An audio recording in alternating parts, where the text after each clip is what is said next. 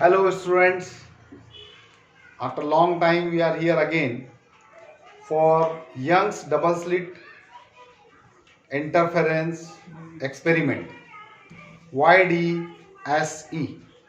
So here my one of the student is there to explain you Young's double slit experiment study and observations with the derivation and proof.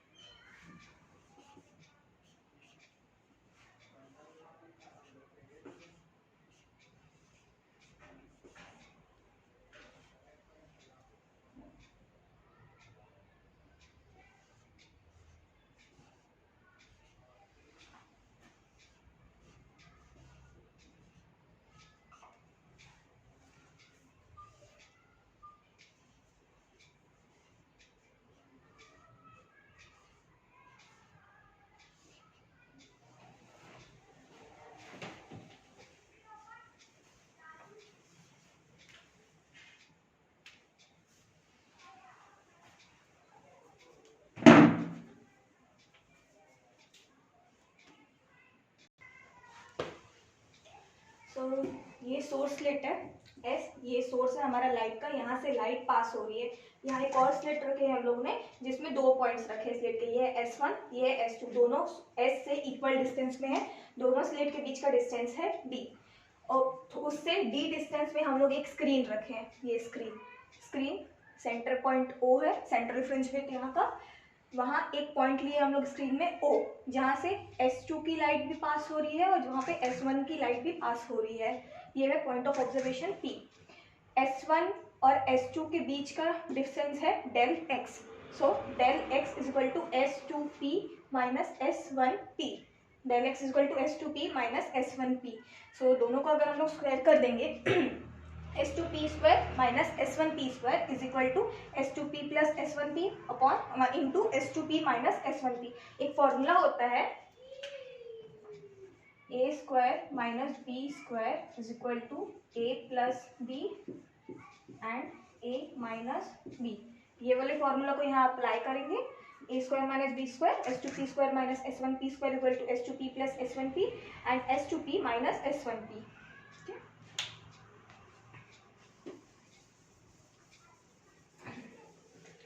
अब ये दोनों sides को solve करेंगे। सो पहले इस side में S2p minus S1p। सो इस case में जब हम लोग ऐड करेंगे तो S2p और S1p को नियरली इक्वल लेना है d के।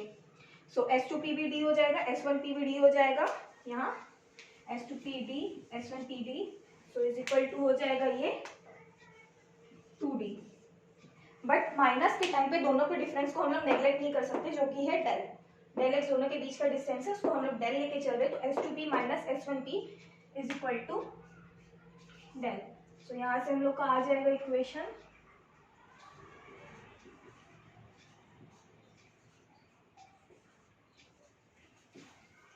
To D into del. ये दोनों ये अब ये वाले पार्ट में S2p square. So S2p square ये ट्राइंगल दिख रहा है हम लोग को यहाँ से, ये वाला ट्राइंगल। सो S2p स्क्वायर क्या हो जाएगा, hypotenuse square. Hypotenuse square is equal to perpendicular square plus base square. Base क्या है हमारा d और परपेंडिकुलर क्या है हमारा, यहाँ से यहाँ का डिस्टेंस है o। o इज मतलब PO इज इक्वल टू x एंड ये एक्स्ट्रा कितना है d/2। So S2p square is equal to हो जाएगा हमारा d square plus x plus d/2 का होल स्क्वायर। और S1 स्क्वायर क्या हो जाएगा हमारा, सिमिलर ये वाले ट्राइंगल में ये अगेन d एंड P से O के बीच में ये d/2। सो x माइनस d/2 इतना पोर्शन को हटा देंगे, minus d square plus x minus d/2 का होल स्क्वायर। ये दोनों ब्रैकेट को ओपन करेंगे। सो फर्स्ट ब्रैकेट से हमको मिलेगा d square plus x square plus 2d square by 4, दोनों इक्वेशन को। ये हो जाएगा d square plus x square plus 2d square by 4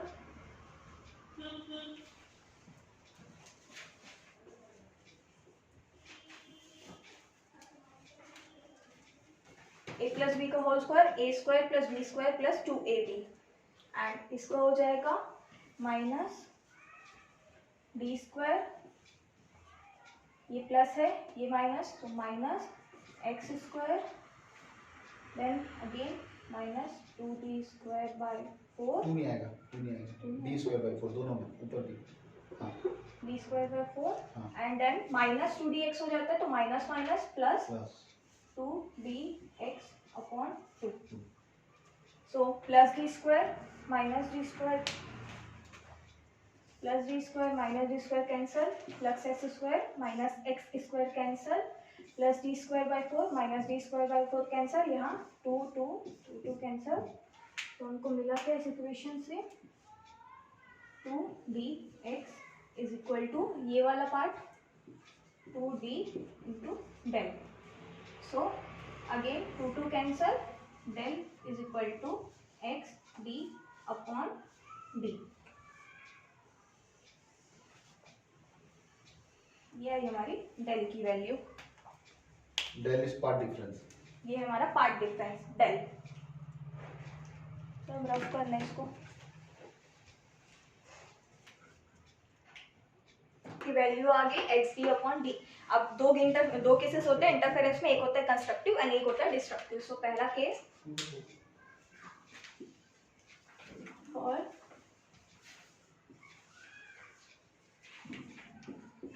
constructive interference. So constructive interference के केस में जो डेल रहता है वो it should be even multiple of lambda by 2। So here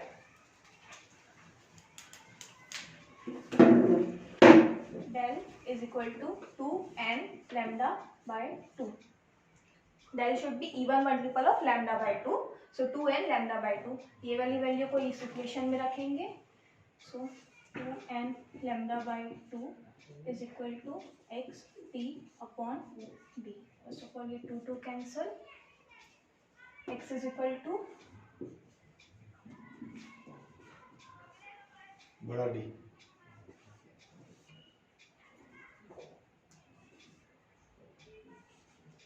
so x is equal to n लैम्डा d upon d. ये हो जाएगा हमारा position of bright fringe. X n is equal to n लैम्डा d अपॉन d. ये है position of bright fringe. Now second case for destructive interference. Second case for destructive interference.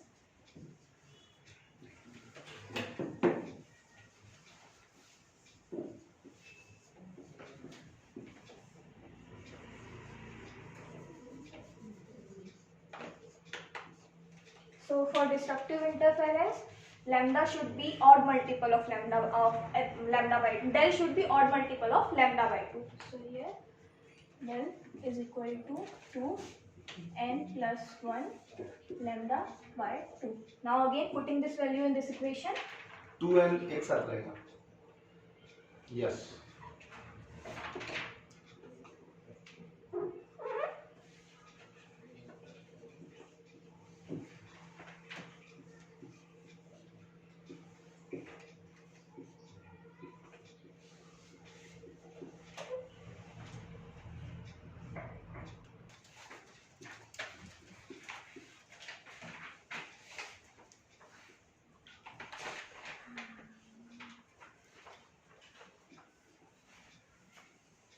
Of dark fringe. So ये del की value को हमने equation में रखा 2n plus 1 lambda by 2. यहाँ से पोजीशन ऑफ डार्क फ्रिंज की वैल्यू निकल गई. X N equal to 2n plus 1 lambda d upon 2d. So now अब width of bright fringe. So now for the width of dark fringe. तो interference का pattern कैसे रहता है?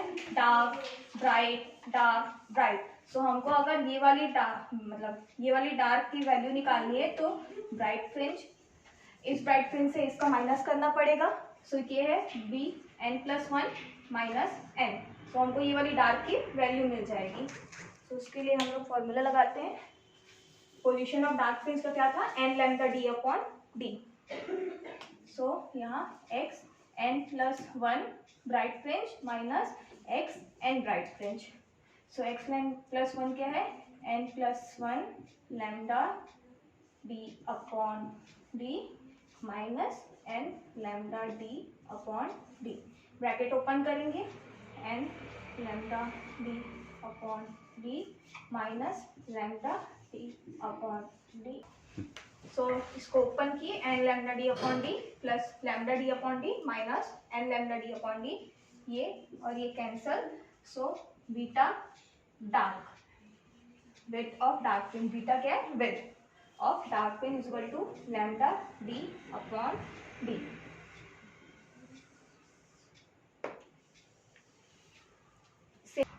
So this is the value of width of dark fringe. Beta dark is equal to lambda d upon d. Same bright fringe की width निकालनी है तो हमको दो डार्क फ्रिंज की माइनस करनी पड़ेगी. X dark n plus 1 minus x dark n. तो सेम ब्राइट फ्रिंज की भी वैल्यू आ जाएगी. वो beta bright is also equal to beta bright equal to lambda D upon D.